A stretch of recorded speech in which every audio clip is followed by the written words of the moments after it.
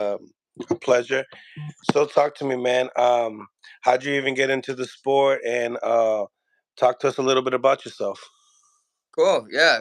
First of all, glad to be here. Thanks for having me. Yeah, my name's Kyle Irwin. 26 years old. Live in Oceanside, California, over by San Diego. Did sports my whole life: baseball, football, all kinds of sports. But at 15, started boxing and realized, oh, this is it. This is the sport I love. So I quit all the other sports and started boxing at 15, never looked back, never took any breaks, never took any time out from the gym. So I knew I started a little late. So I tried to make up for lost time and really just grind as hard as I could. Um, and 11 years later, it's starting to reap the benefits now of it. That's awesome, man. That's awesome. So you're like you're 5'7", you're 26 years old, and you're a welterweight. It's on BoxRec says I'm a welterweight, but I'm a super lightweight, 140. Cool. Just my last couple fights, my opponents couldn't make 140, so we fought at catch weights. Mm, mm. Uh, That's awesome, man. So talk to me, man. I seen that on your Instagram. You got some rounds in with Ryan Garcia. How was that experience? Good, man. It's good. I can't say too much because supposed to keep it on the hush hush, but it was great. I sparred him a couple times over the years because he had his camps down in San Diego before, so I was able to really gauge his improvement and also my improvement across the years from sparring him. I think he's gotten a lot sharper from the last time I sparred him, which was I think little about a year and a half ago or so. I could feel the the speed, the power there. It's stronger.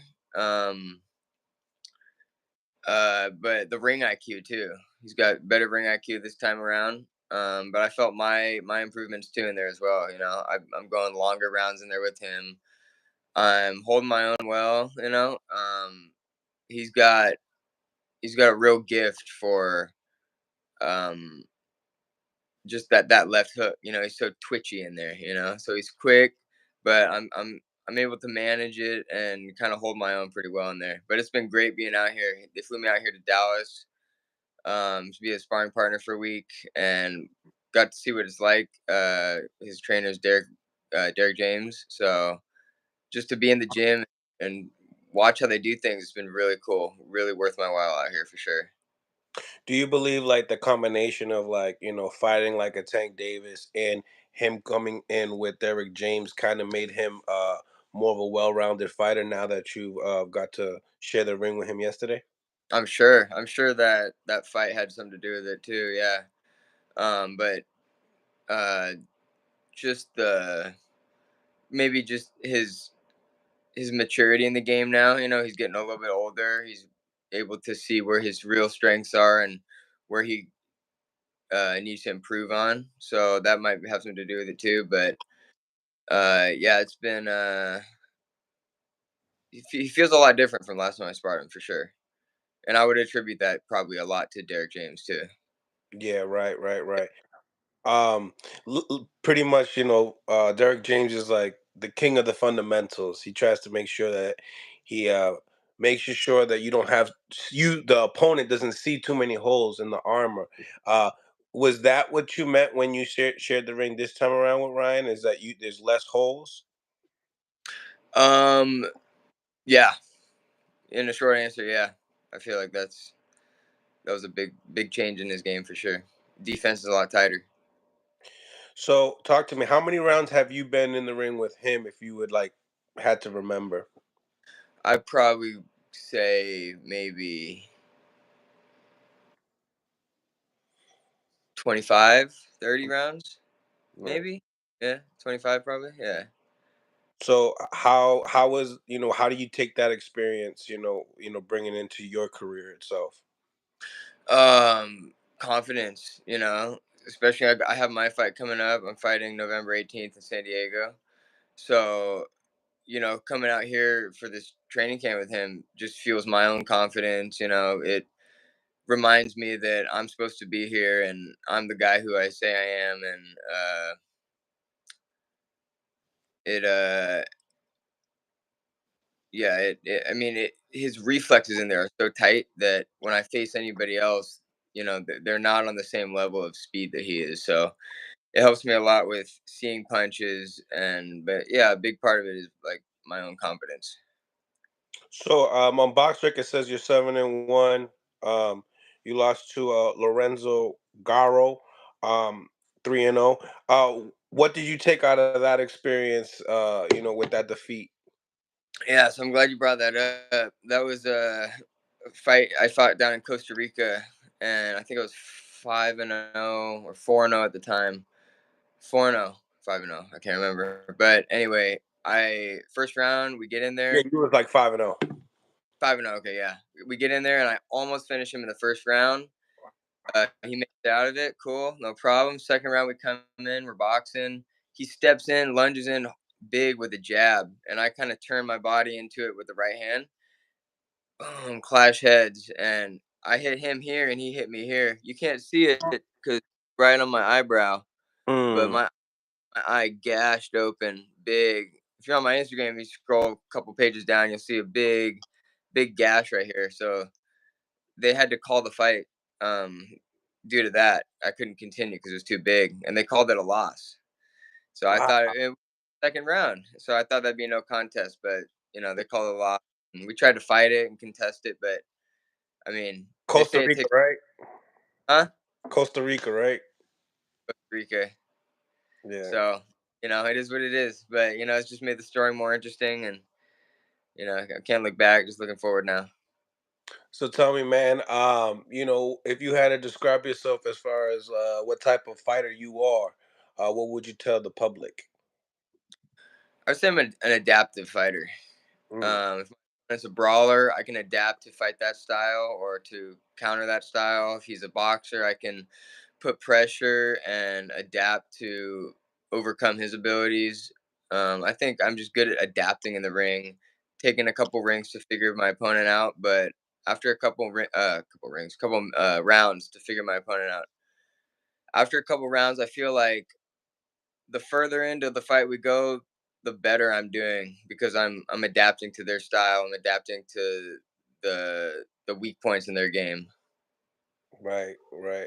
So your last outing, you scored a KO victory against Jonathan Herman. Um, talk to me about that coming back into the ring, being able to get that KO victory. That was big. Yeah, I switched camps in January. I now train down in San Diego at the arena with Joe Vargas. So that was my second fight with Joe Vargas, and I really felt uh, the technique, the poise, everything he's teaching me really showed in that fight. I felt on point, and in that flow state, Hmm. and I just felt untouchable that fight for sure. Mm. But came out, and I knew kind of from the first round that it was just going to be a matter of time before I get this guy. So tell me, other than Ryan Garcia, how many other high-level guys you've been able to share the ring with? Some big names. Let's see. I've sparred. Had some good luck sparring some good guys. I've sparred Brandon Lee a couple years ago. I think 2 years Brandon ago. Lee. Okay. Uh-huh. Really solid. I sparred Jose Valenzuela. Ryu. Okay. That was about 3 years ago. That was a while ago. I sparred Giovanni Santillan. Giovanni Santillan, huge, Uh-huh. huge winning. Looks like he's gonna be having a title fight very soon. Yeah. Welterweight. Nice. Um, Maurice Hooker. Maurice Hooker. Yep, I Uh-huh. see pictures of that. Uh-huh. Champion. We got as far as big names, I think that might be it. But at the down at the arena, there's just so many killers in there. Yeah. Like I'm a small fish in a big pond now, so Cause they're hungry. They're hungry. they're hungry there. Yeah, and it's a hot spot. That San Diego area is a boxing hot spot. So all the gyms around there got just just loaded with killers. So we're getting good sparring all the time down there. That's awesome, man. That's awesome. So let's touch on some of these questions upon some of the guys that you shared the ring with. So you said Giovanni Santillan. How was that experience? I mean, I hear he has heavy hands. He showed in his last fight last week with Giovanni no, with Alex Rocha that he does have those heavy hands and that grit. How was that experience and what would you have to say his heights will be at the welterweight division? Right, right. Yeah, I think I sparred him about a month and a half ago, or about a month ago, and yeah, he does have heavy hands, 100%. He's the bigger guy in there because he's at 147. And we didn't go many rounds. I think we went 3 rounds or so. But yeah, I felt the ring IQ, the power and the punches, and just the flurries that he can throw. Pop, pop, let off 3, 4, 5 punches like it's nothing. Um, yeah, he was really sharp, and I think he's got. I'm not surprised that he took that fight the way he did, Me too. I and I made would. some good money on that one. Yeah, yeah, I kind of expected that to go down like it did. So I think he's got a lot more to conquer. Right. Yeah. Out of all those guys you mentioned, what did you take the most out of? Um, just the how there's levels. There's just levels to the game. Like there's always going to be somebody who's that much more powerful, that much faster, that much quicker, that smarter in the ring. That person with better defense. But all these guys, everyone brings their own cup of tea to the table, so to speak. So they all have their own huge strengths, and all fundamentally sound at this point. Right. Um, but it just it's eye opening to me how so many guys just how would you put it? Let's see. They are they're so deep into the boxing game that they've realized something that so many other guys haven't. Like they're in there, they're not expending any more energy than anybody else. They're just being super efficient, um, and they're able to capitalize on things that even someone like me, I'm pro with 8 fights. That we can't see yet at that point. It's like it's just that level that they're on. They're on Yeah. such a yeah. You got to gather up the rounds. Right, right. Um, this upcoming fight with Ryan Garcia and Oscar Dorte. What you think? What you think about the fight? I mean, I looked at the box strike of Dorte.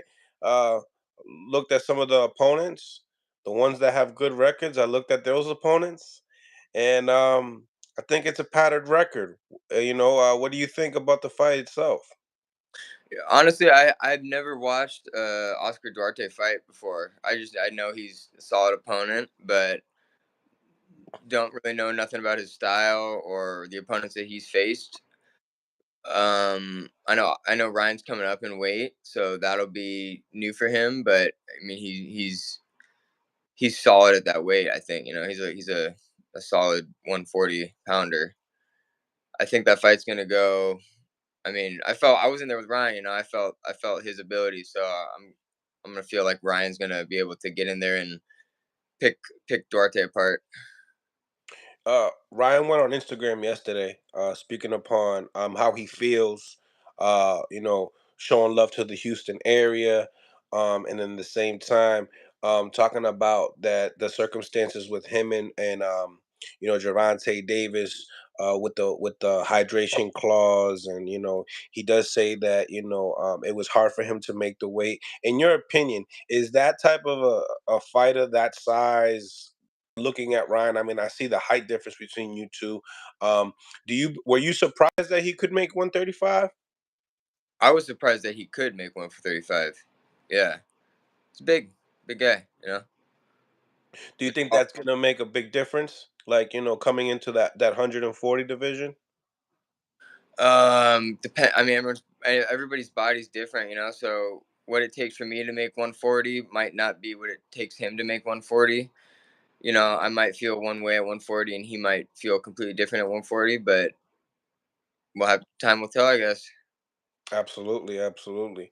Um, and when it comes down to Brandon Lee, he was a prospect. Now he's a contender. He's had a big fight with Pedro Campas. Showed that he's a warrior.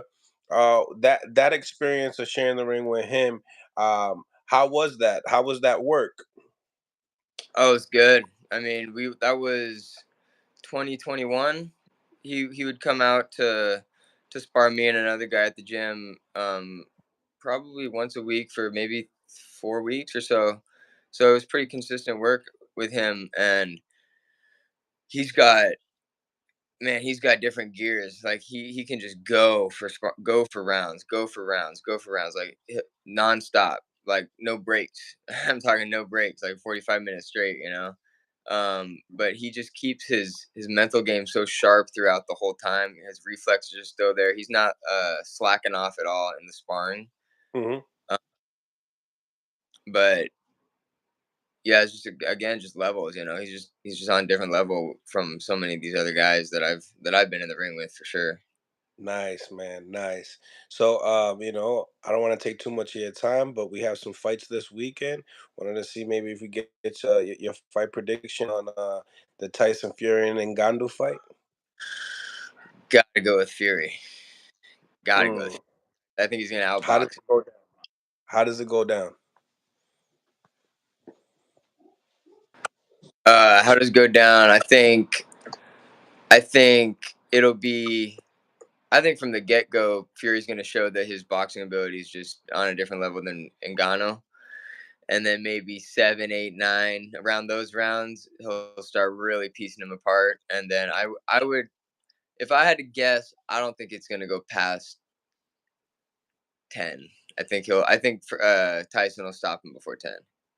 Then that's generous too. That's definitely generous. Mm. Uh, You know, and my last question, Carol, tell the people, again, your fight date. Obviously, on Box Record doesn't say who your opponent is. Do you know who your opponent is?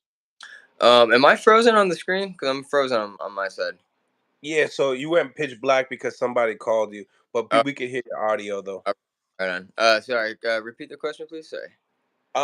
On Box Rec, we have the date. What's the date again? November 18th. No, November 18th. It doesn't show your opponent. You not sure who the opponent is? No, not yet. Okay, okay.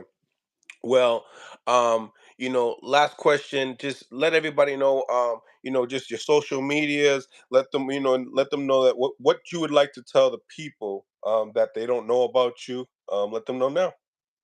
Cool. Yeah. I'm only on Instagram, which is Kyle Boxeo. That's it.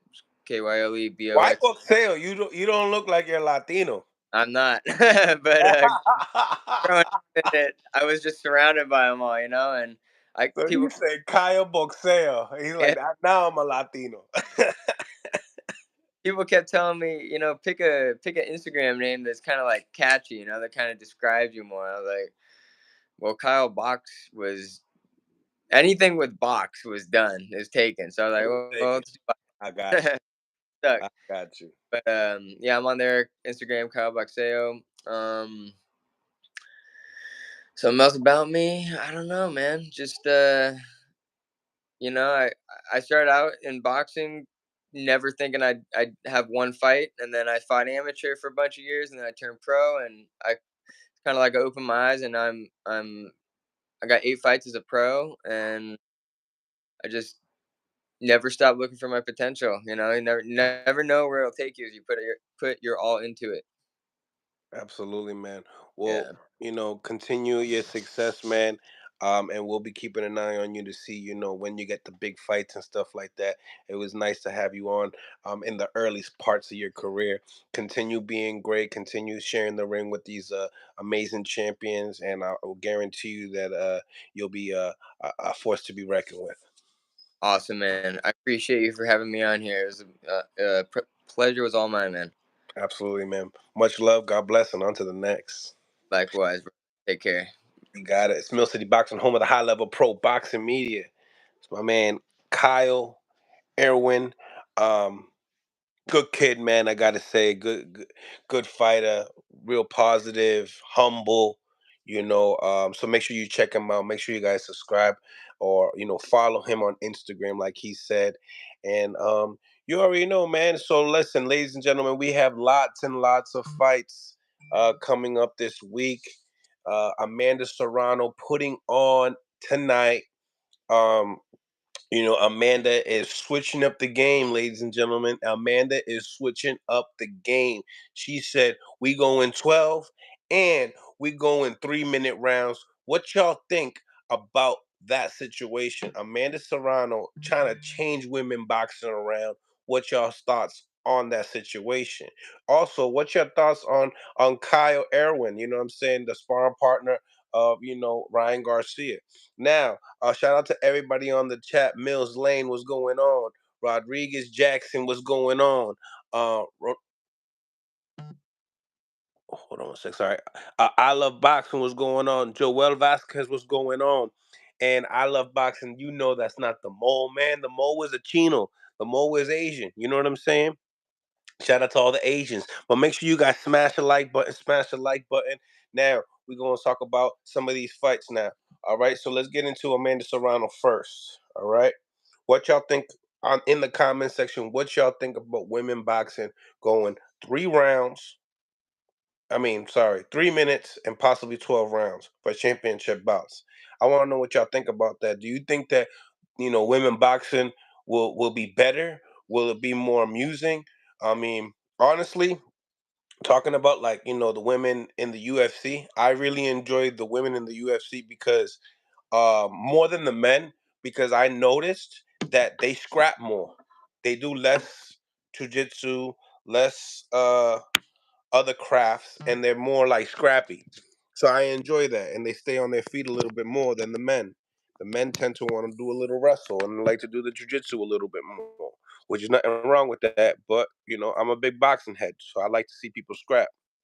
So, what do y'all think about women and Amanda Serrano changing the game, doing this? 3-minute rounds. I mean, yeah, 3-minute rounds, man. What you guys think about that? That's too much for the women. Mill Lanes. Greetings from Huntsville, Alabama. Salute, salute, Mills. Thank you for pulling up. Um, y'all think that is it too much for the women? Why? I mean, they signed up for the sport. They did exactly what they say they're gonna do. They don't show like they don't show mercy. That it's just they don't got a sausage. That's it. Really, if you really, that's the only difference, man. What y'all think about that, and what you think about the fight itself? Um, I'm gonna be pulling up Serrano's box rag and her opponent because I want to pay respects to the opponent as well. Only right, right, guys? Only right, only right. Make sure you guys smash the like button coming in and out. And let's get into it. Let's get into all of it. All right, Amanda Serrano, 45 wins, 2 KOs. I mean, 2 losses. Sorry about that. We got a loss with Katie Taylor, and we got a loss with, in 2012, uh, Frida Wahlberg. Okay? She was 10-0 when Amanda fought her. Okay? Amanda's opponent today, uh, Daniela Ramos. She's 12-2. She lacks experience. She's Brazilian. She's 5'6". Um, who she fought? Uh, she don't really. She's not a real big puncher because I don't see no KOs on her record. She lost to an undefeated 11-0 Elhem, and Katharina 12-0. So she's only lost to like undefeated fighters. So this is definitely her biggest test. Fighting the undisputed champion, and Amanda, to me, Amanda, not just because she's Puerto Rican, but to me, Amanda is the GOAT. I mean, looking at her and what she has done in the sport, I mean, she got Pacquiao accolades, man. So many divisions she's conquered. I think that she beat to Katie Taylor, and that's just my behalf on it. I think that it's a good fight. When it comes down to her, you get to see entertainment. I think that she's a devastating puncher, and I appreciate Amanda for bringing that different type. Now, it seems to me a lot of people have been trying to set up a Alicia Baumgardner and Amanda Serrano fight. Amanda doesn't seem like she's too into it. Amanda is coming up in age, and with that being said, it's like, do I want to see it? I want to see great fights, of course, but do I think that it might be past the time? I don't know. We got to see tonight. We got to see tonight. Amanda right now is 35 years old. She's Puerto Rican and she's a southpaw. She's 5'5" with a 65.5-inch arm reach from Puerto Rico, Carolina. She's into the MMA lifestyle as well. She's the number one featherweight in the world. Amanda Serrano is a force to be reckoned with. I can't wait to see this fight. I mean, look at the titles, ladies and gentlemen.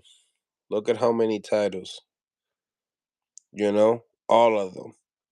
Amanda Serrano is the GOAT. I ain't gonna hold you. I love the way she fights. When I look at all the females, I think her and Amanda, Alicia Barb Gardner. I mean, um, I do like the way Clarissa Shields fights. Like I do. I like the way she fights. I just think that um, with Clarissa's style and the way she punches, she just needs to become more of a predator. I think that she would gain more popularity to do that. But there's no shade on her. I mean, people call her the GOAT. I mean, I understand why, but if you really look at the records, titles, how she got the titles, you would see that why I believe Amanda Serrano is, who she says she is. But nevertheless, man, shout out to Zab Judah, my brother. His birthday is today. A legend in the sport. Um, but nevertheless, what y'all think about Tyson Fury, right, versus Ngannou, the weigh-ins? What you think about the weigh-ins itself? What do you think about the fight itself? What do you think about Teddy Atlas and Mike Tyson helping Ngannou? Do you think that is more for helping him out with the game, increasing his IQ, or do you believe it was more for the hype? More for the hype, knowing that you got a coach that's lit. You got Teddy Atlas that is, I think he's a Hall of Fame trainer, and then on top of it, you got a Hall of Fame heavyweight, Mike Tyson, undisputed. So, what do y'all think about the whole situation as far as that fight is concerned? You know what I'm saying?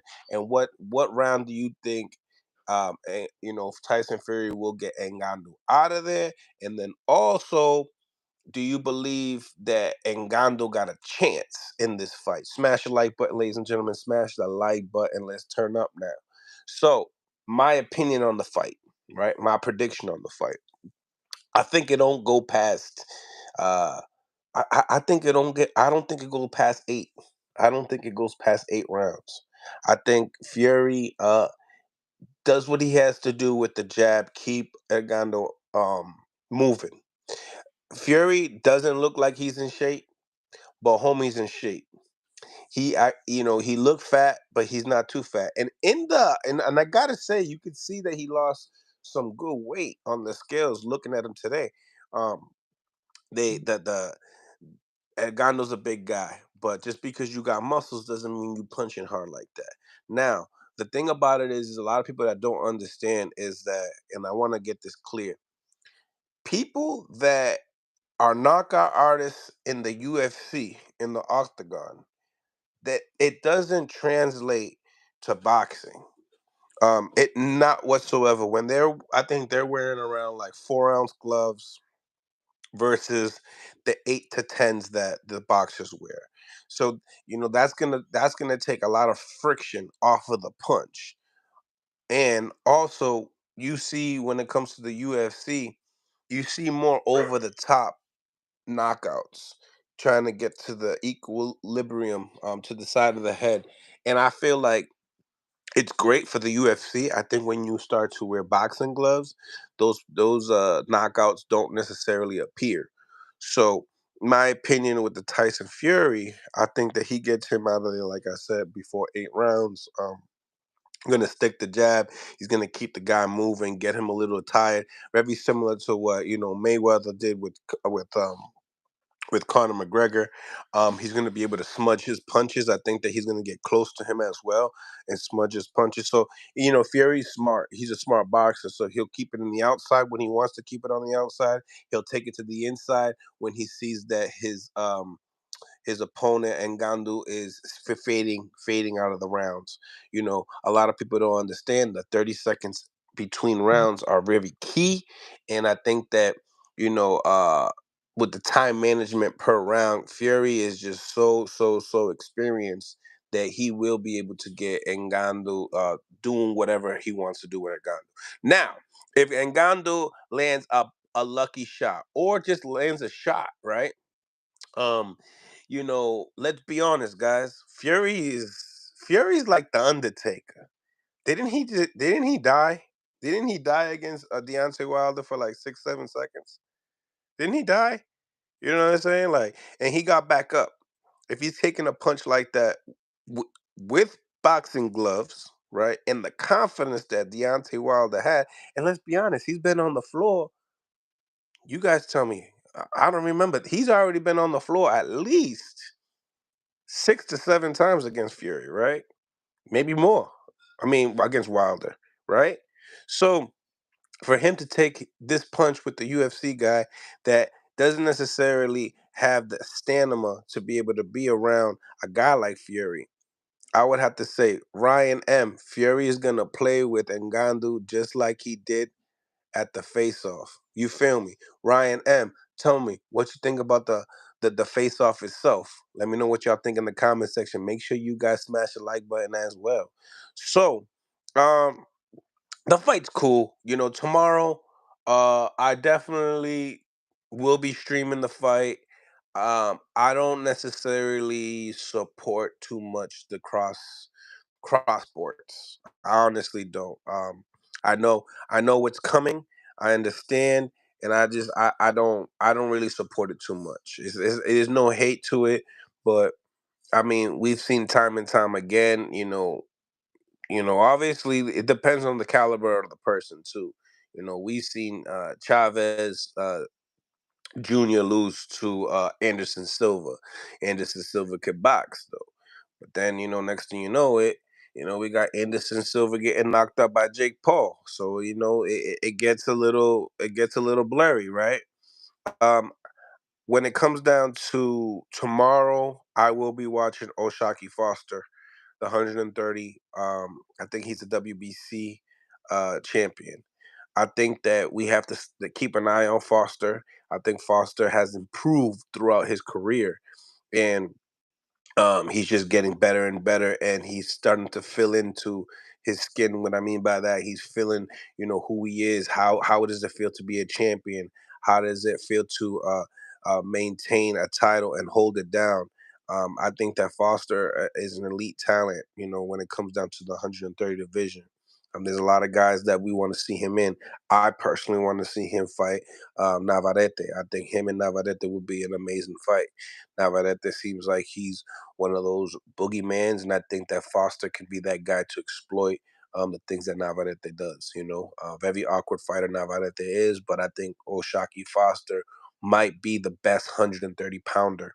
Um, Honestly, I think that Oscar Valdez is out. I don't think he'll probably get another title shot, maybe 1 or 2 times, just because of the popularity of the Mexican fan base. But he's done. I think that when it comes down to championships, he's done.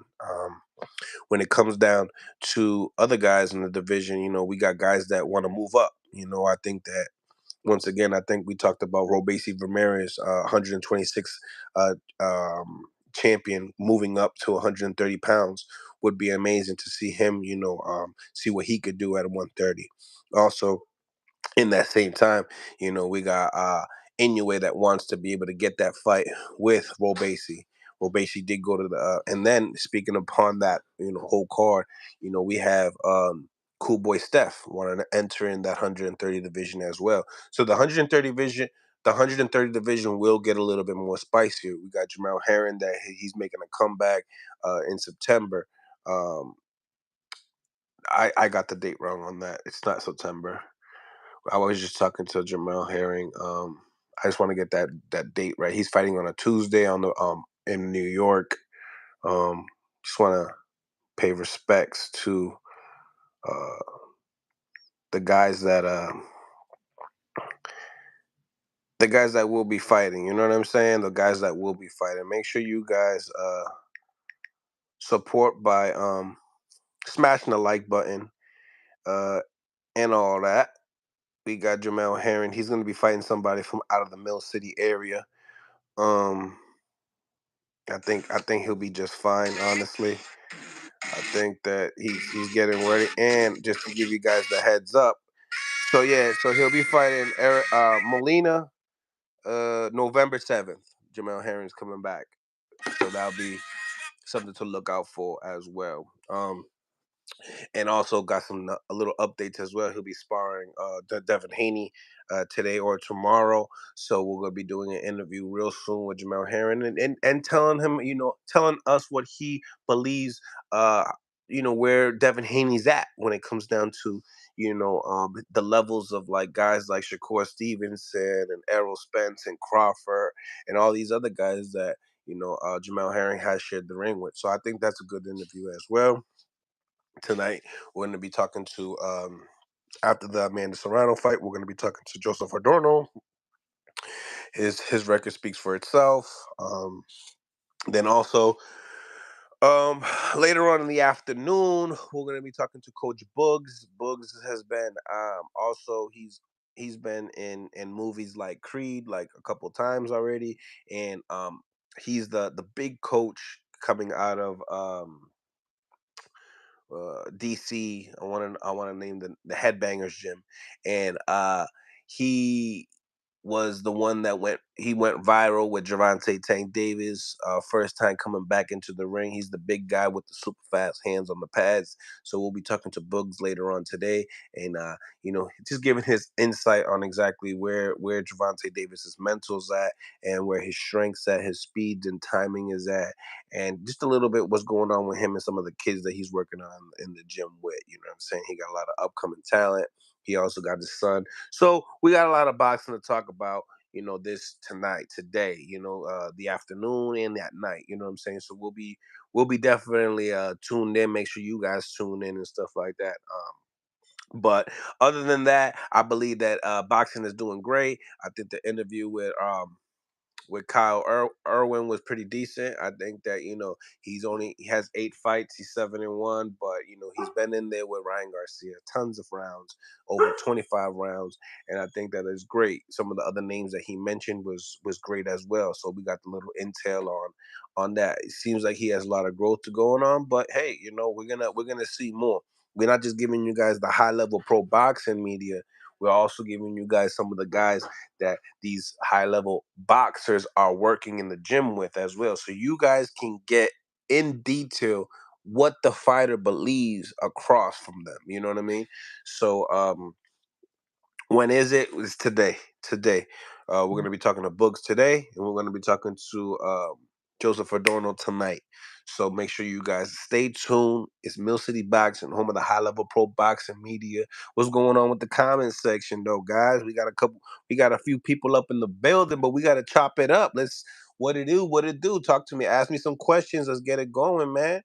Um, I do appreciate each and every single one of y'all for supporting, in on the channel. You know what I'm saying? You guys keep me thinking, keep me working, you know what I'm saying? So I appreciate each and every single one of y'all.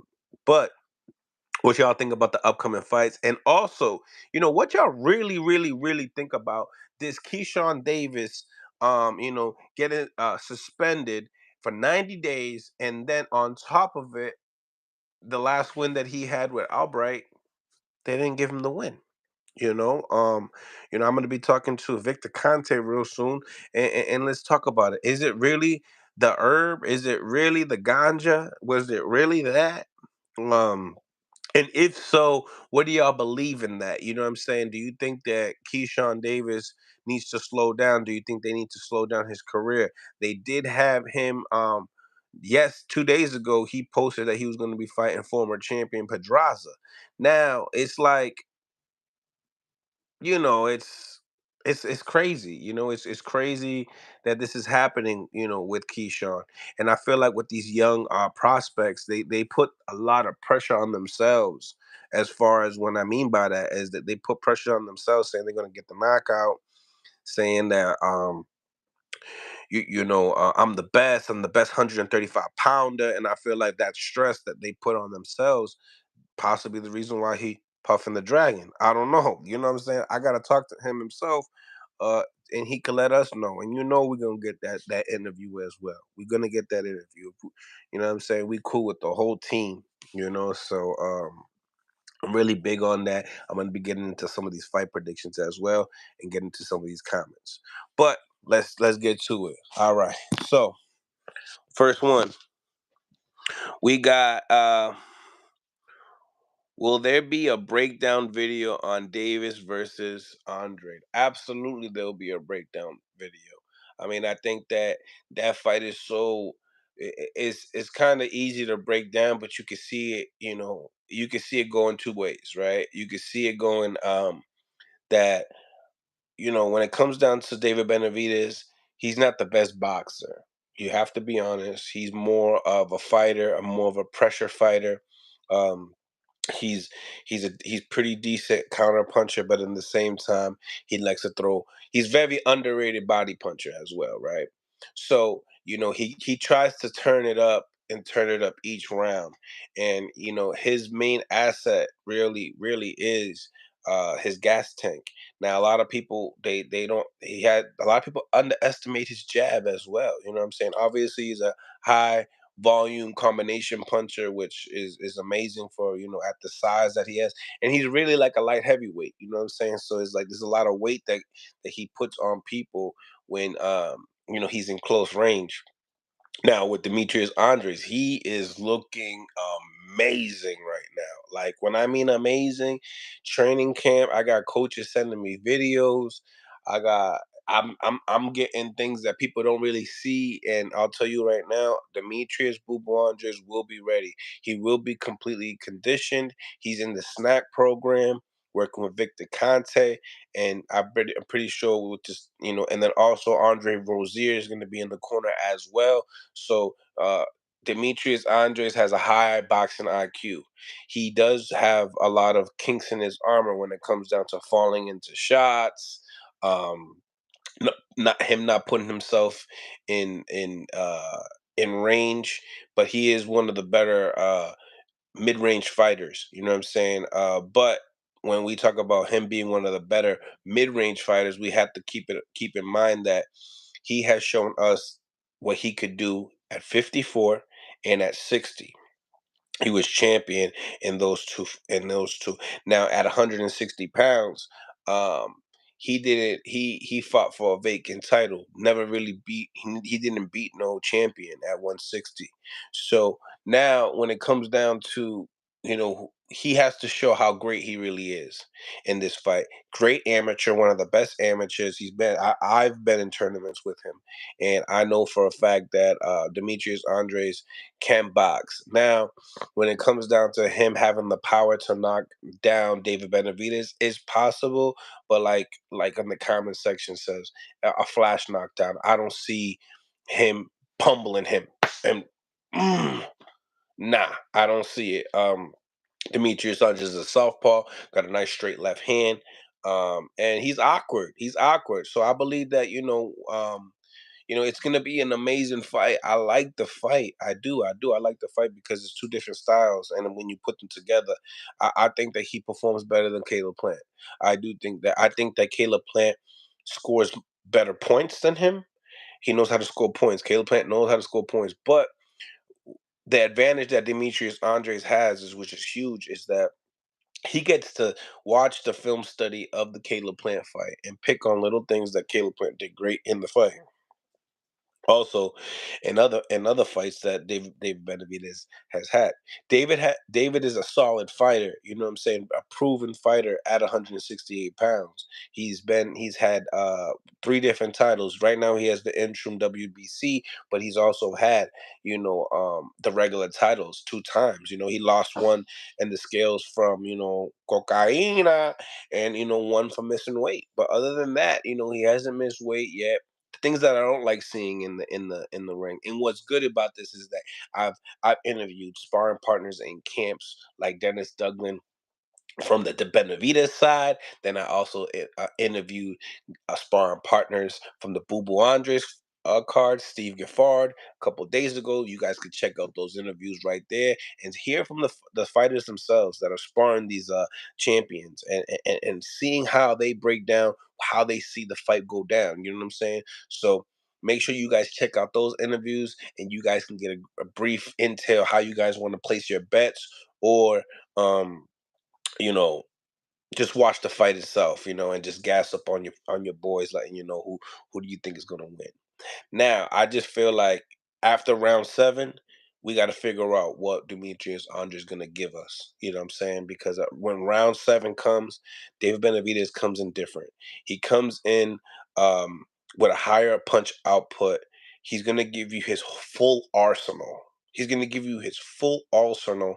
One thing that David Benavidez does really great at is his inside work when into the clinch, and it can get dirty in there too. It can get dirty in there. Ask Caleb Plant. He hits you in the back of the head. He hits you with the elbow. He has but he's really good at throwing punches while you're trying to clinch. A lot of people don't understand how hard that is. That you have to get your hand really in the inside, and Terrence Crawford does a great job doing just chopping right there. When sometimes people throw hooks and they're so into throwing a wider hook that you're gonna hit the guy's bicep if the opponent knows how to smudge their work. So David Benavidez knows how to neutralize someone trying to smudge their work. So I think that when it comes to that grabbing and stuff like that, I felt like Caleb Plant had a hard time, and I remember talking to Coach Breadman Edwards and saying, "Hey, if you're gonna clinch, fucking clinch, man. You gotta clinch. Clinch the right way, clinch like a man. Because what David Benavidez is gonna do is he's gonna exploit that. He's gonna see how um physically strong you are in the clinch. You know what I'm saying? This guy can campaign at 175 pounds, light heavyweight. He's already spoke upon fighting against Bivol and Demetrius Bivol and Arthur Better Beef. So his intentions is to go to light heavyweight. So we got a guy coming from 54. You know what I mean? Demetrius Andres from 54. When I was in the amateurs with him, he competed at 52. You know what I'm saying? So he's a big guy. He's been 6 feet since we were teenagers. You know what I'm saying? So, you know, I think that in that fight, it is like I would have to say it's a 55-45, leaning towards Benavidez due to the experience uh, at 168 pounds. Having the boxing ability and the experience, amateur pedigree is one thing, but having the experience at your natural weight class, or the weight class that you are weight bullying, which this is the case, we have to keep all that in mind, right? So, what are things that could happen that could mess everything up, right? First of all, Errol Spence. Errol Spence, they're talking about Errol Spence was weight drained for that clash with Terrence Crawford at 147 pounds. Now, could this be the same thing for David? Could David be weight drained for this fight? Because looking at some of the pictures of him after sparring, he looks very exhausted. His muscles don't look as bulky, as strong as what he used to look like. I remember when he was younger, his shoulders were a little bit bigger. So I'm wondering if he's cutting muscle versus cutting fat and water. But like David has also explained that he drinks over 2 gallons a day, and that's why he looks bloated. So you never know until they step on the scales. Let's be real, right? But that's my take on that fight. It could really go either way. I'm leaning 5%, 10% more on the David Benavidez side. I do think it goes the distance, though. I do think that Demetrius Andres has enough grit to stay. And I know something about Caleb Plant that a lot of people don't know, and I'm not going to put his business out there, but is the reason why he fades later on in those rounds. I think that Demetrius Andres is not going to fade towards the end of the fight. The inactivity for Boo Boo Andre. He hasn't fought since the Javante Davis card, so I think that that's going to take a toll as well. He's around like 35 years old, so you got to talk about it, right? It's like you're 35 years old, but you're also inactive. You know what I'm saying? Those things hit. You know what I'm saying? And a lot of people be like, "Oh yeah, but he's been in the gym." It doesn't matter, man. Being inactive and not fighting with them 8-ounce gloves is different. They hit different when you're not wearing the tens or the eights, and you're not focusedly, cautious, because when you're wearing the 16s in sparring with a headgear, right?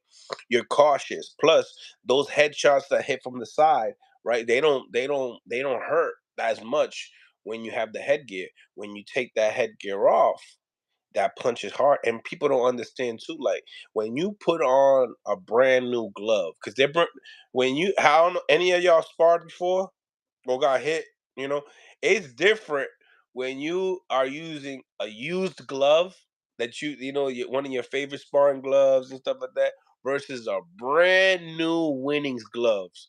I was talking to Zab last night, and he's like, "Yo, my brand new gloves. My dad used to always have to spray all the blood off of them because the glove is so hard." You know what I'm saying? And that's what happens. They're bringing in brand spanking new gloves. So this is what I mean by inactivity, and then the lights too. With all the lights, yeah, as an amateur, Demetrius Andres has always performed. But when you're in, they're probably going to be fighting in Vegas, right? Yep, they're fighting in Vegas, and most likely it's going to be like 30,000 people. So you got to be prepared for that as well. And then you got a big dude in front of you. So that's my take on that fight. I think that's going to be great. I think that Shakur Stevenson and De Los Santos fight is one of those fights that people are not talking about too much, and that's a fire fight. That's a fire fight because De Los Santos can fight. I know this. I know this for a fact. I've spoken to De Los Santos plenty of times. And y'all know I'm real cool. We cool with the little bro Shakur. So that's gonna be a good fight. I feel like with that fight, it's like that fight you can see it in different ways.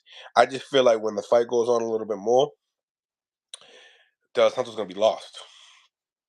He's gonna be like, the first 3 rounds he gave me this look, and then I think that towards round 9, we're gonna start to see Shakur press the action a little bit more, but he's gonna have to be careful. A lot of people are also gonna see that Shakur's gonna be moving around a lot more because Taylor Santos can punch. So, it could be one of those cat and mouse games. Yeah, I don't know if y'all ever, like I said, when you spar, they call that, as the terminology in the gym, the cat and mouse. So, obviously, Shakur will be the mouse that in that night. And the thing about it is that I do think that Shakur got a little bit more height than him, but this dude packs a mean punch. De Los Santos can punch as a 140 pounder.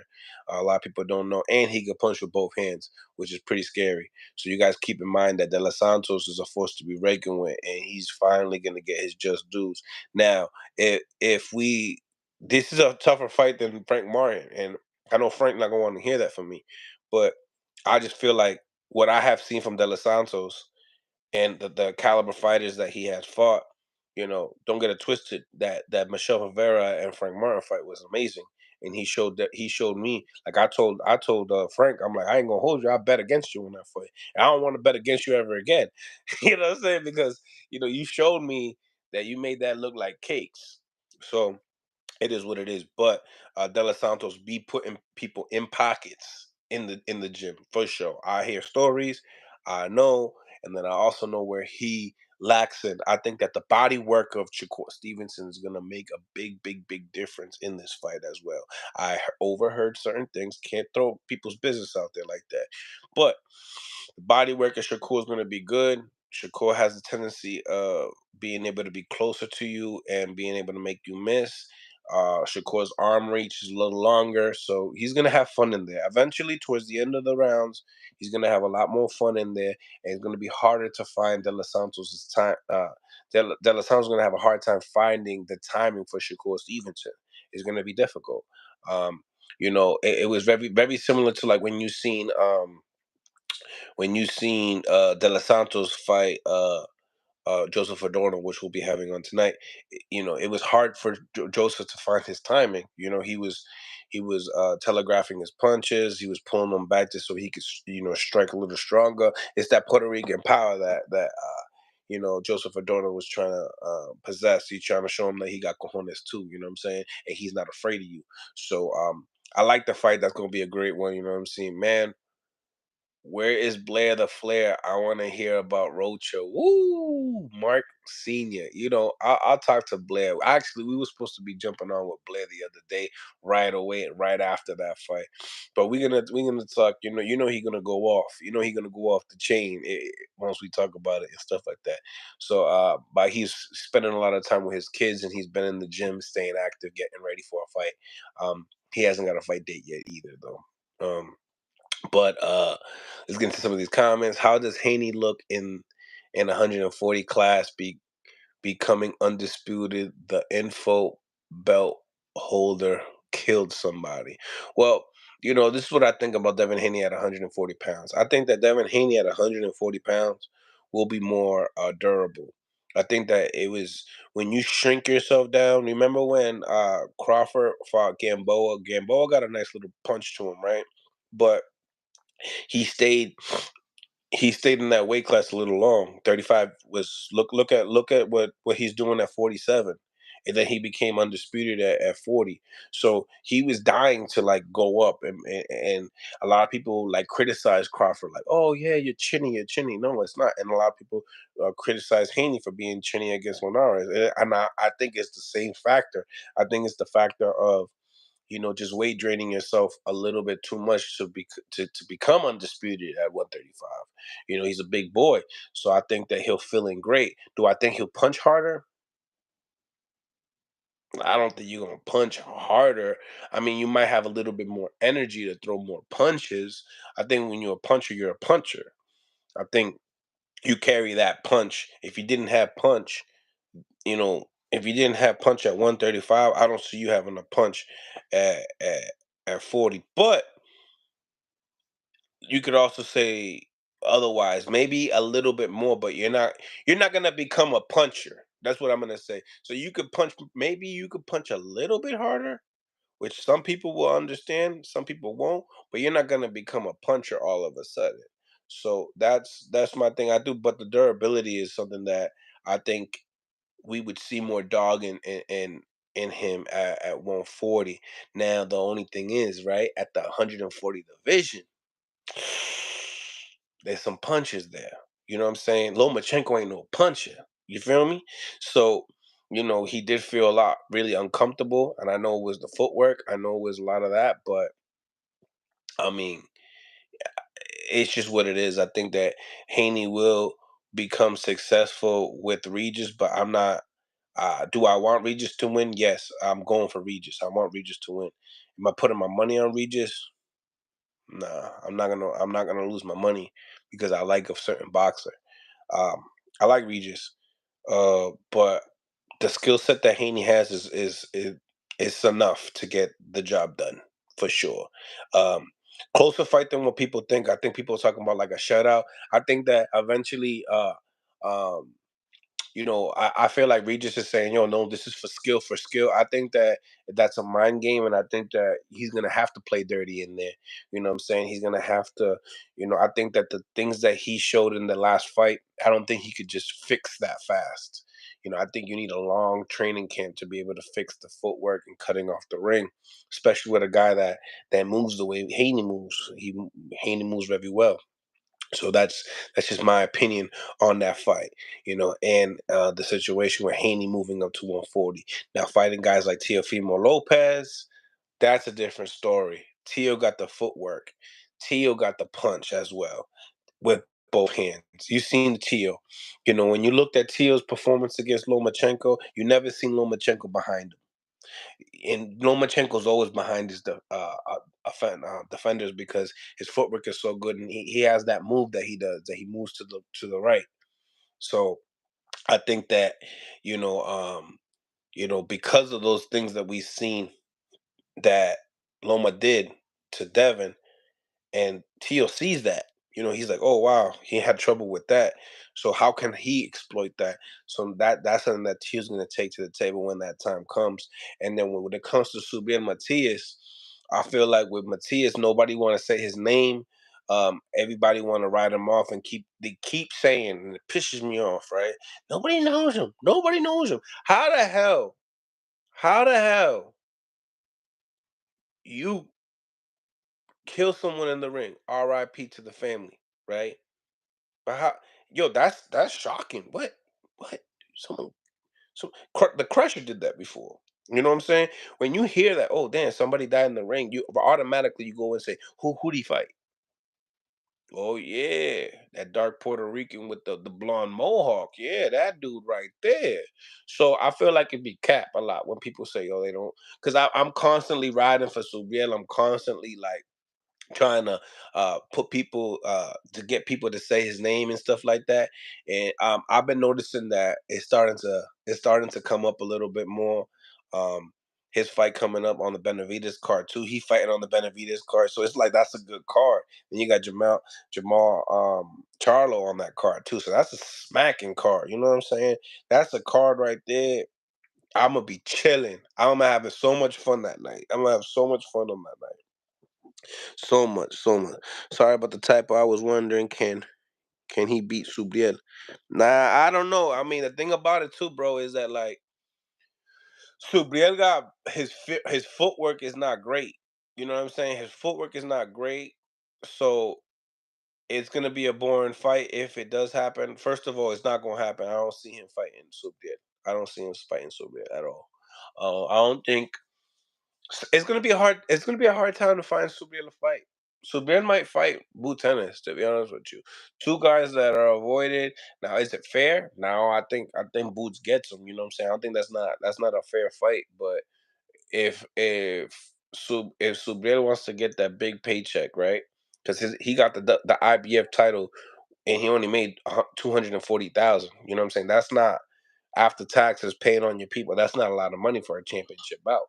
So that's my take on that. But be looking forward to, and now with Showtime being off, you know what I'm saying? Like this is gonna be interesting. It's gonna be interesting to see wants uh how Amazon is gonna treat, because they're gonna want big fights. If you looked at the subscribers, they got like over 200,000.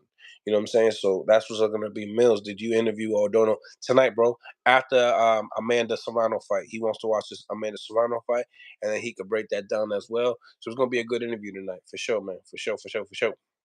Boots would beat Crawford, bro. I don't know why we all as boxing fans not demanding that fight. Some people are straight delusional, saying Boots not ready, but they just Crawford fans. They don't want to see him lose. So Senior, right? So this is what my take on that is, right? Um, it's not about him not being ready. It's more about his popularity not being ready. You know what I'm saying? Now, I know you're gonna say, like, yo, everybody wanna see the fight, everybody wanna see the fight. Y'all people, you know what I'm saying? This is a world class sport. Do we are we certain that we know that all the West Coast people know who Boots is? Are we certain that people from other countries know? Because I know for a fact Crawford in other countries is well known. And like I said, Crawford is looking for the big fights, man. So As a Crawford fan, as a Boots fan, do I think that that's the best fight you can make in boxing for Crawford? Yes. More of the 50-50, because I think a Canelo Alvarez might be too much weight. But that's the fight that needs to be made if we want to see an amazing fight. Now, because I've always been a guy that said, "Yo, Boots kills Errol Spence, like kills him, knocks him out." That's just my opinion. I think that it's just a bad style matchup, but that's what it is. It d- it does go the distance. Mills, did you interview? What goes the distance, boxing gang? Talk to me. Talk to me. Talk to me. Nice. Uh, yeah, but that's just my take on it. You know what I'm saying? I think Boots is an amazing talent. It's not he's not ready for he's not ready for it. But in the same time, Boots never seen nobody like a Terrence Crawford. That we got to keep it 100. He's never seen nobody like that. Never. Terrence Crawford don't play with his food. He don't do none of that. He ain't gonna showboat. None of that. He's gonna get the job done. The demeanor that he has is bad. It's bad intentions with boxing ability. Who would you say on Boots' resume that you got to see him fight that had just as much punch as him, just as fast as him, and got more of a killer mentality than him? That's Terrence Crawford. So we all want to see it as boxing fans because we want to see how Boots reacts to it. You know what I'm saying? Um, who got a bigger punch? I don't know. Honestly, I don't know. At the high level, it's been proven that Crawford does. But you know, styles make fights, and we got to see it, man. We got to see it. But I understand why the fight's not being made. There's nothing that um, us content creators can do to be able to help make that fight. The only thing that Boots has to do is be more outspoken. He needs to be more outspoken. He needs to become more popular. And how you become more popular, you need to be on social media. That's what these promoters are looking at. Bro, that's what these promoters are looking at. Promoters are not looking at like, oh, you the best. We need to put you with him. No. The promoters are looking at how many tickets can you sell? Are you are you active on social media? You know what I'm saying? Are you doing what you're supposed to do outside of the ring? That's what the promoters want. I remember being a nightclub promoter, bro, and I used to book not the best DJ, not the hottest DJ. I used to book the hottest DJ that made the crowd go crazy. When I knew my night was gonna be fire, or Halloween night, Wednesday before Thanksgiving. You know what I'm saying? Like I would book a DJ for that. Or if it was like a festival going on, I'll book a dope DJ that's gonna rock the crowd. But if I'm gonna book a DJ, I'm gonna book a DJ by how many people he's gonna bring. And then you can go and tell me how much money you want. If you bringing in 150 people, I will give you $500. But if you bringing in 20 people and you want $500, sorry, I don't give a damn what radio station you playing. I don't care. You know what I'm saying? You don't bring people to the table, and that's why I don't book you. And that's the same thing goes for boxing. Shakur gonna get on his bike. Yeah, he should get on his bike. He's a puncher. You know what I'm saying? It's a puncher. You get on your bike until you slow him down. Get the steam off of the punches. Then start taking it to him in the eighth round. It's gonna be levels. You know what I'm saying? You gotta stay in the inside. You're gonna stay in the outside. That's just how it's gonna be. You know. You got to be smart in there. You know what I'm saying? And he will take chances later on in the fight. You know what I'm saying? Unlike Jamel Charlo. Jamel Charlo did not want to win. Shakur will show you he's going to win. You know my thoughts on it. My thoughts on it. Any other fights you guys want me to break down? I'm with it. I'm with it while I'm in here for a little bit more longer. You know what I'm saying? Smash a like button while you in here to improve the visibility of the show. You know what I'm saying? Show some love, baby. Show some love. Shout out to once again to my brother Zab Judah on his birthday today. But shout out to the chat as well. You guys are always staying loyal to the Mill City, and I like that. I like that. But yeah, I mean, when it comes to boxing, I'm about the style matchups, man. I'm about the style matchups, and you know, I'm gonna tell you good and bad about the boxers. I'm not gonna just tell you the good. I'm not gonna. I don't have like. I don't got a horse in the race. You feel me? You know what my horse in the race is? Is when I put money on that ticket. When I put my money on that ticket, that's all I care about, really. You know what I'm saying? If I'm not getting paid, why the hell am I going to be striving for my favorite fighter? No. If there's an upset, there's an upset, and now we got a new star in the building. That's just how it is. You know, I bet a lot on the upsets too. So thank you, Giovanni Cabrera, for the. I mean, Giovanni Santalin for the bread last weekend. It was good. It was great. You know what I'm saying? Put that back on the ticket. Put that back on the ticket. The ticket this week's gonna be light. I ain't gonna hold you. It's gonna be light. What we got on the chat? What we got in the chat? What's cracking, chat? What's cracking? Talk to me. Al Booger, what's good in the hood, son? It's my man from New York. Can't you can't have that name without being from New York. For real. He got a New York fitted on right now. Yankees fitted right now. You know? But yeah, yeah, we talking boxing like we always do, my man. We always do. We got a couple interviews starting up this week. We just talked to Ryan Garcia's sparring partner. What's his name? Kyle Erwin. Cool gentleman. Cool gentleman. You guys can hear what his updates and what he thinks about Ryan Garcia now. You know what I'm saying? He ain't the mule though. He ain't the mule. Was goody, bro. Mm-mm-mm. But yeah, um, other than that, like I feel bad for the Keyshawn Davis situation. I think that was really unfortunate. I think that why are we why are we doing this when it comes down to marijuana, man? Like if it could be legalized in more the majority of the states, why can it not be legal for just these guys could just do that? Do it, What's cracking and stacking? Was goody? G Smooth in the building was cracking like and son, man. Talk to me nice. Or don't talk to me at all. Son was popping. So now we out here talking boxing. Over here did a couple doing some interviews as usual and talking about this weekend's cards and other fights as well. H Money in the building, Shakur the next GOAT. Yo, H Money, I'm gonna tell you something, bro. You a big supporter of Shakur Stevenson, and I like that. I like that because if you a Shakur Stevenson fan, then you can understand that the dude got the goodies. When you got, what I'm saying, he got the goodies, and you support Tio, and he got the goodies while everybody else is talking smack about him. So boxing, and I appreciate you, man. I seen that Cigar Talk gave you a shout out on the Shakur Stevenson interview, and Shakur was talking about that you hit him up in the DMs and all that, and I think that's cool, man. That's my little bro, so I like that shit about you, man. Keep it up, keep up the good work on the channel. Anytime you want me to go on there, you let me know. You let me know, bro. We out here. Yo, man, what's the word on Tio versus who? Who? Hey, I'll tell you right now, he probably pulling up in February, man. Tio's dealing with shit, but yo, let's be honest. When you seen him hitting the pads, tell me the reflexes, tell me the power, the punch placement, the sharpness is there.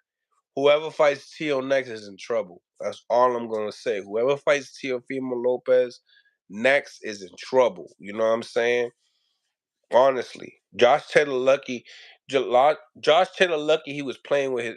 Tio was playing with his food because real talk, I thought Tio was gonna get his ass up and out of there. You know what I'm saying?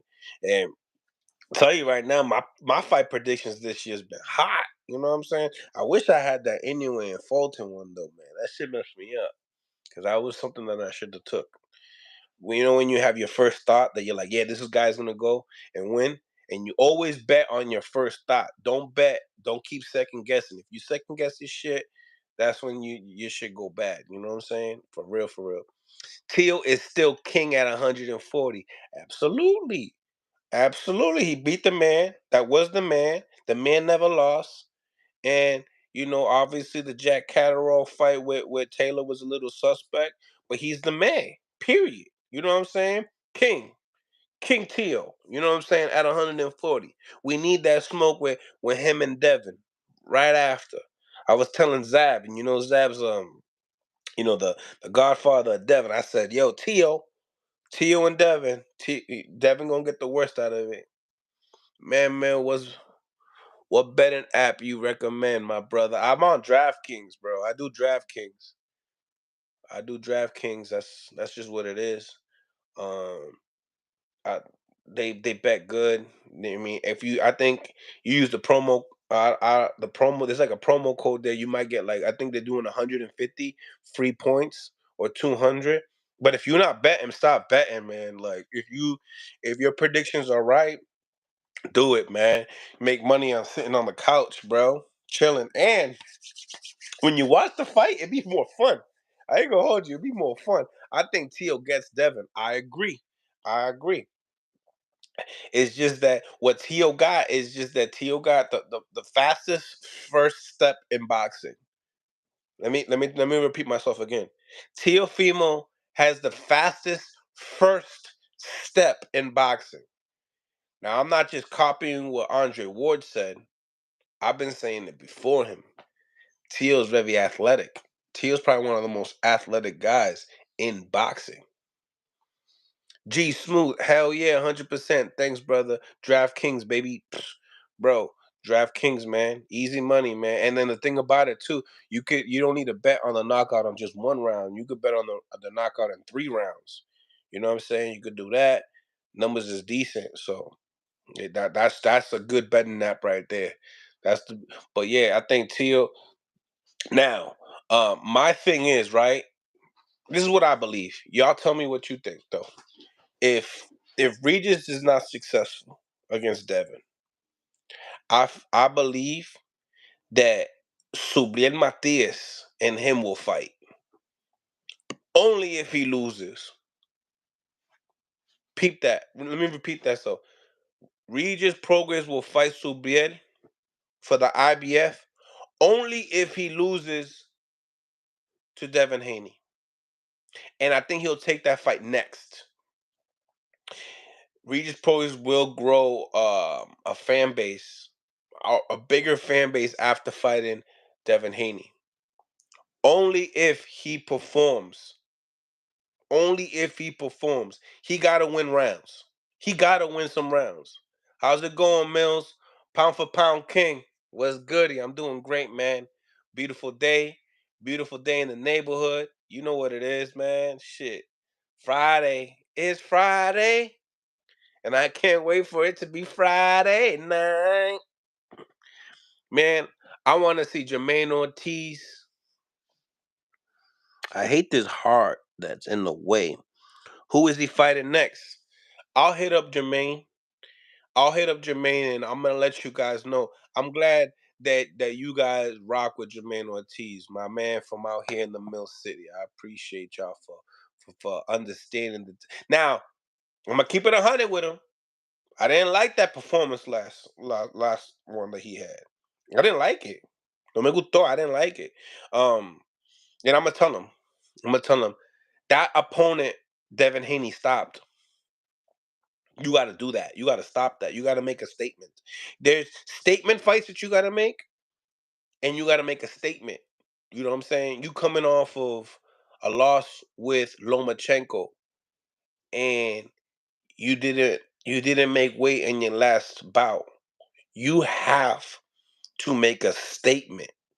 You know what I'm saying? I know how talented that kid is. He is very talented, but we need to make statements to build popularity. I'll give you an example. He made more of a statement losing against Lomachenko than winning against his last opponent. Facts. He made more of a statement, you know? That's real rap, and I keep it 100 with all these dudes, bro. Like I even told Shakur, I said, yo, like when it comes to the Frank Martin fight and you calling him a duck and this and that, but PBC got all these fighters that he's like Pitbull Cruz. Pitbull Cruz got a big fan base. You know what I'm saying? He can make that type of money with Pitbull Cruz. And he said, no, but I disagree. It is what it is. And then you could double it up. You could triple it up with a tank fight. You know what I'm saying? There's other guys. They got some other guys out there too.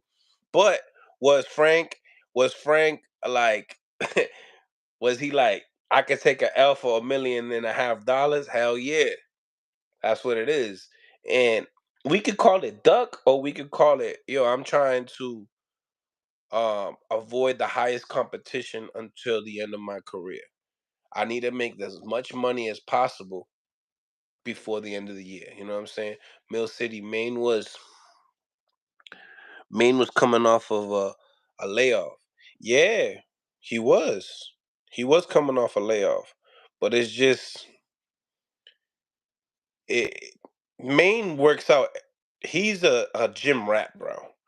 Like you when you see him in Dubai, when you see him going to Mexico, don't get it twisted. That boy goes to the gym every morning. The thing that I don't like about Jermaine is that a lot of this travel and shit and not being with your main trainer that studies you per se, you're not really working on your flaws. You're working on your conditioning, you're working on what you think is a flaw, but what you see on the outside of the ring, your trainers, your team is more important to keep them happy and to keep yourself happy and active in the gym versus what they want. You know what I'm saying? That's just my opinion. Remember, the coaches they're working off of an income too, so they want to make sure they get their job right too. And they wouldn't be your coach if you didn't trust them. Facts. So you got to stay with your coach. You can't just be working out and working out and working out and saying, "Yo, I work out. I do vacations, but I work out." That's not the same. Like when Tio's been all over the place working out with everybody, blah, right? Right? Now, Tio has no Tio has no fight date. He has no reason to want to come back. He's still saying that he's retired, even though we know that he's not. You know what I'm saying? So we give him the benefit of the doubt. Plus, he's putting in work, right? He's putting in work. He's one of the young ones that put in the work. He's the one that wants the greatness. You know what I'm saying? He's showing that he's great. He got a fucking Hall of Fame career right now. Um, G Smooth, Frank scared of Shakur, and it's not a scared. H Money. It's not a scared. It's more like protecting my resume. You know what I'm saying? Like it's not like, oh, I'm scared of you. Like, man, bro, nah, nah, nah. It's like saying I'm scared of Devin Haney. Even me, like me right now, me. And you tell me, yo, and he if he called me a bitch and said, yo, come and spar me right now, I'm going in there. There's no reason why I shouldn't. There shouldn't be no reason why I shouldn't. Even if you tap me up, it's cool. It's touching. It's cool. G G Smooth, yo, Millie. I'm from SA town, Texas. I'm thinking that's Texas, TX. And I met Kid Austin and his pops. Have you ever interviewed him? And Bad Boy Real Talk. Let me tell you, I've been reaching out. Every time I text, when I hit up Kid Austin in the DMs, he be liking it. I'd be like, "Yo, you want to do an interview with me?" And he like it, like with the thumbs up emoji. But we never set it up. And then his poppy like funny with me, like I don't know, like because I know people that know people too, and like I know some of his sponsor. Like there's like a guy that gets him sponsors, and he was trying to get that interview with me and stuff like that, and Kid Austin. So I'm not like one of those ones that I'm gonna like keep trying and keep trying and keep trying. I was like, nah, bro. If you like my work, we're gonna work. If you don't, then I'm gonna keep it moving. And when I blow up, I'll still interview you. I'm not. You know what I'm saying? But if you start getting like 5 or 6 losses and Mill City don't want to work with you because you don't got no fucking title opportunity and you got played out, then that's on you. You know what I'm saying? That's on you. I ain't gonna hold you. We one of the hottest probably the hottest channel this year. Let's be real. You know what I'm saying? And I'm only repeating what people are telling me. What other channels been telling me. One of the fastest growing channels, only been on for 8 months. You know what I'm saying? And doing it out of the comfort of my own home each and every single time. You know, imagine when I pull out. Remember, I got connects too. This is I ain't I got connects too, son. Benavidez fight goes the distance. Hopefully Shakur fight does too. Um yeah. I think they both go the distance. I think you're right, boxing gang. I'm pretty sure that they both go the distance, you know.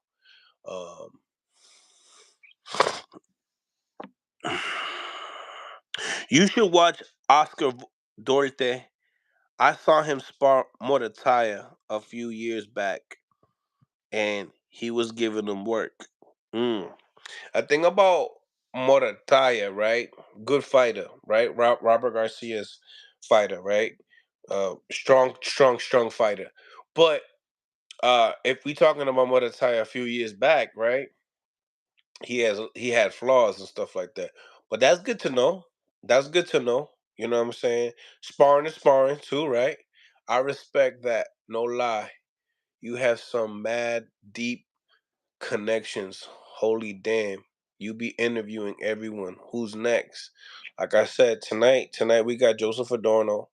And then before that we got Coach Boogs from Headbangers and DC, you know. Just wanted to talk to him about like, you know, just working with Tank. Tank looks yo, guys, is Tank in shape right now or what? Tell me the truth. Like he look in shape, like in shape. Um Yeah. And I was talking to Coach Kenny. I was like, "Yo, I seen Tank with Books," and he's like, "I don't know about that." And I was like, "Look, now we seen another video." So guess I was right. Yo, Mills, how's your favorite trainer in the game today? Who's your favorite trainer in the game today? Is what you mean, right? Jose T. I think my favorite trainer. Never put an emphasis on that. I would like to get back to you on that because like right now, when it comes down to Terrence Crawford's team, I think that what if you would say, yo, if you would tell me, yo, who's your favorite corner, but right now, I'll probably say Wally Moses. Wally Moses, Shakur Stevenson's grandfather, is super smart. If you guys ever talk to Wale, he is an encyclopedia. He's an encyclopedia to the game.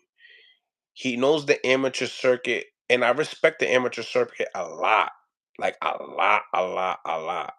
Um, and if you have respect for the amateurs and those coaches that move up to the pros, then you would understand what I'm saying. And I believe that Wale is going to have a lot more talent coming up in the next couple of years with Zay, and also Rajon Chance. And you know, you guys are gonna see that, you know, the caliber and remember everybody's worked with him, you know, even Devin Haney worked with him, you know what I'm saying? So that's just my thing. H Money Mill City, what's your thought on Tyson Fury being the real face of boxing and the cash cow? Well, uh Tyson Fury and that ESPN deal that he got is crazy. His gates go loud like crazy. He is undefeated still. That him Canelo and AJ and then Tank right after that. They pulling in the numbers. Hard to compete with the heavyweights, man. It always been the most lucrative division. Americans love to watch heavyweights. If you're a casual fan, and then Bozy Ennis. Bozy Ennis teaches the fundamentals and his own style. The catch and shoot. The you know, catch and shoot game is very underrated. And I feel like, you know, and you know what too? And you guys might think I'm a little crazy. Teofimo's dad, I've been in the gym with him and I've seen him talk to Tio in sparring. He got a lot. He's not my favorite, right? But he's one of them dudes that is still upcoming. Um, I've never been a huge. I like the way certain coaches break down fights, but they haven't shown me that they could build a champion from scratch and then take him to the next heights. I'll give you an example. Breadman. Breadman is the when he breaks down, he's gonna be a better analyst, in my opinion, than a coach. But I like the way he breaks things down and the way he sees things. Um, he's gonna be a guy that elevates more. um but I maybe it's tough because when you be like, oh, Jay, like when you have conversations with, because like certain coaches know how to have conversations about boxing, and then some coaches only know how to work a fighter, build a fighter. Like I feel like when it comes down, and then politics too, like a lot of people be like, yo, Calvin Ford, he never breaks down fights. He never has a real prediction. He never has like that. And then Kenny, the people be like, yo, Kenny always be wrong and stuff like that. But they know their boxing though. There's something that they know. They know their boxing. You know what I'm saying? I know lots. Like Buddy McGirt knows his boxing, but he don't watch boxing. He only watches the opponents that are on the table. You know what I'm saying? Um, he's a Hall of Famer, and he had Trainer of the Year before. You know what I'm saying? He's one of my favorites now. But I like what he does. I like what I see in him. So that's my take on it. Wale Moses and Bozy Ennis, yeah, and they're the ones that don't get the most notoriety, right? Like they don't get the props that they deserve. Bomac. Bomac says some fire shit. Like during the fight that I would say. Remember, I used to be a former fighter and I'm an amateur coach today. So it's like I pick and choose things that these guys say, and if it makes sense to me, I bring it to my students all day. So I think it's important. And I'm a student of the game. If you love boxing, everybody should be the student of the game. Buddy McGirt has experience at the highest level as a trainer and a fighter. Yeah, more as a fighter, But yes, he's worked with champions, Callum Smith, the heavyweight there for that Fury fought, um, Dillian White. You know what I'm saying? He just I'm pretty sure you guys know, but like Genovic's not with him no more and stuff like that either. I think I seen him working with Kovalev, so he's back with Kovalev and stuff like that. But yeah, uh Call got the best coaches. Cali got the best coaches. I think the Midwest, like Ohio, they got some good coaches, especially in the amateur system.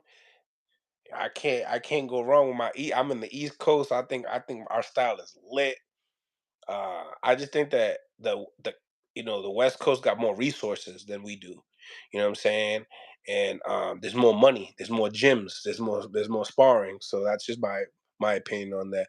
Buddy McGirt trained Antonio Tarver when he knocked out Roy Jones. Yeah, and he had Gotti too when Gotti was a champion as well. So he's been around. He's been around for sure. But if you look at like today and stuff like that, I'm from Cali, so I'm biased. It's cool. It's cool, man. That's it's fine. Sugar Hill, a trainer, he turned Fury into a killer. Sugar Hill did an amazing work, amazing job with the whole Crunk system. You know, them dudes, they know what they're doing. You know what I'm saying? Roger Mayweather, great coach. You know what I'm saying? They teach they I like a coach that brings their own style to the table. Whether if they had a martial arts background back in the days, like I used to do taekwondo. I'm a black belt in taekwondo, even though I can't do a split for the life of me anymore. Or kick, I probably can't even kick over my belly button. But I had that shit. I had that shit. Um, Sugar Hill is like his uncle. Yep. Yep. Absolutely, man. Appreciate each and every single one of y'all for tapping in and talking to your boy, man.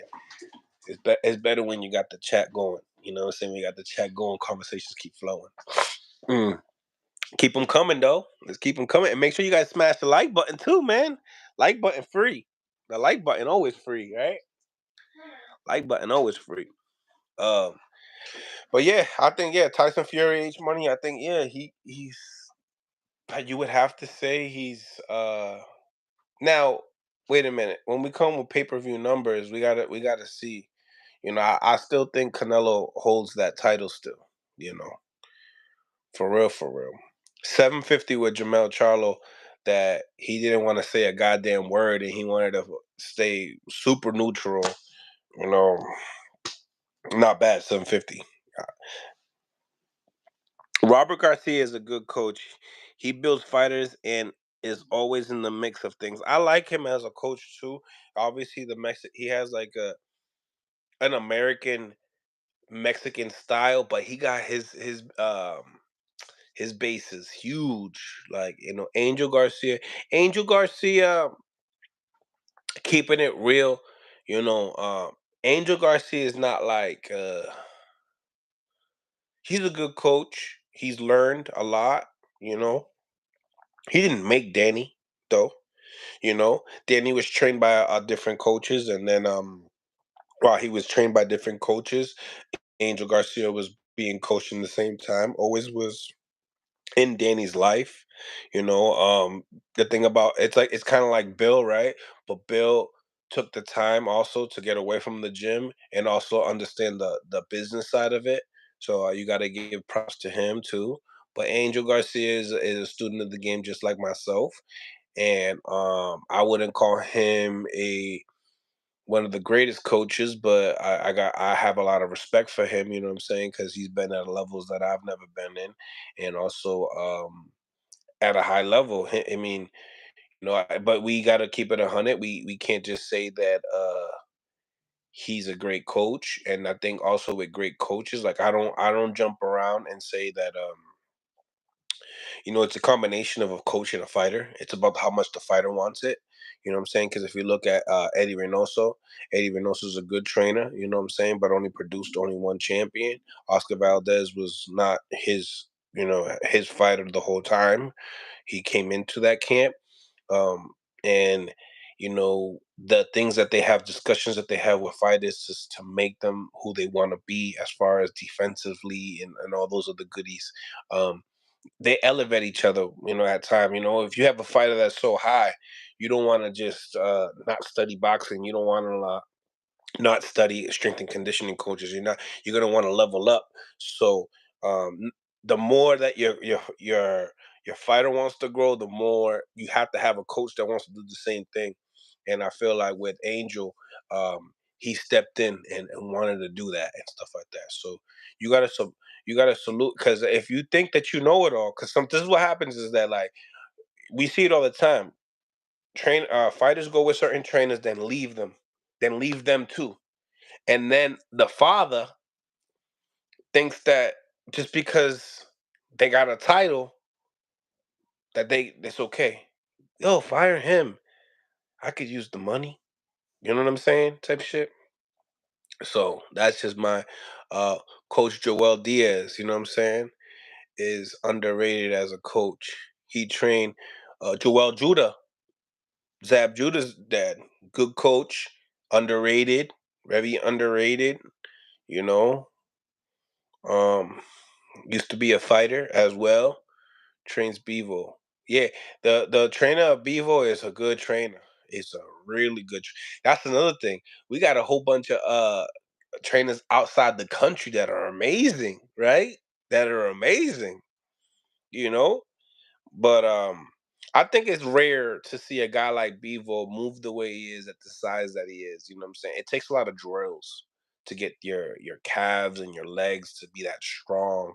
And sometimes you're just strong. You know what I'm saying? But Joel Diaz is cool, cool, cool. Damn, who was Tim Bradley older trainer? His trainer was good too. His trainer was. I'm not a big Freddie Roach guy, even though, like, I'm cool with Freddie. He from Massachusetts and stuff, but yeah, like, I don't know. Like, I'm not a huge Freddie Roach fan. I think that it was just Pacquiao and that was it, right? Yo, Millie, is the Floyd is the Floyd fight official? Who's his opponent? Mikey Garcia is not the opponent. What's your opinion? I think that Floyd is going to fight that date. I think that some people call it sabotaging. Uh, we got to keep it 100 too, though, right? Venues get booked, right? Um, the end of the year is almost done. People are trying the towards the end of the year as well. Um, the venues start to become people got deals with venues and they try to make things happen. Floyd is one of those guys too that got deals with venues, especially if the venue is the date is open. Um, but yeah, I think that it's a possibility that he was trying to sabotage it because he did want to sign Devin, but in this and the, they went their own route, right? And that he could have did something like that, but then that because we did see Mayweather do that with Teal. Um, and the only reason why we're gonna say that he did it with Teal is because he did it twice with Teal. If it's one time, is one thing, right? But twice is another thing, right? And Teal's been in that in the Mayweather gym lots and lots of times. And I'm pretty sure that everybody wanted Teal as a coach as well, right? Eddie said the venues were booked out in Vegas, and the ninth was the only date available. So look at that. The dates were booked. Now, where is he gonna hold it? I feel like there's a lot of information that hasn't been told yet. So we gotta wait and see. All we do know though, there's been rumors up the ass, man. Like people still talking about Keith Thurman and Stanionis like if it's official. Like that's not official. Like that's not official at all. The only thing that's probably more official than anything is Laura and Danny. Laura and Danny. And I feel like um and I'm very surprised that Danny wanna fight on the undercard of Mayweather. Like we haven't seen this before with Danny. Danny is popular. You know what I'm saying? Um but Floyd Mayweather, man, he got mad money. He got mad money to say, yo, here's a straight, mm, Danny, here's a straight 4 mil. Boom. Straight. Boom. Mayweather got the power for that. That's for sure. Mill City, Jahai, Orbitia, the best cruiserweight in the world. I gotta look him up, man. I gotta look him up. H Money. Cruiserweight division has been so silent. You know what I'm saying? I feel like with Zordo Ramirez and Joe Smith entering the division that was pretty decent. I feel like that Zordo could do decent. He don't got a huge punch though. I noticed that but he could box. He could box. I'm gonna check him out. H Money though. I gotta check him out. I gotta check him out. I gotta check him out, man. We got so many crazy good fights like coming up. I think 2024, the Kobe Bryant year, is gonna be better than this year, the Michael Jordan year. What do y'all think? Y'all think we're gonna get? You think we could top that next year? Knowing that, imagine we top that. Wait a minute, wait a minute. Let me bring it right. Imagine we top that, and Amazon Prime comes in and forces these guys to have the year that we had this year. You know what I'm saying? Um, it's a possibility. It was a possibility that they lined up all these fights and they went right after the other. Showtime went in this year, knowing that they weren't going to be coming back. You know, um, he's from Australia, the Beast, best kept secret in boxing.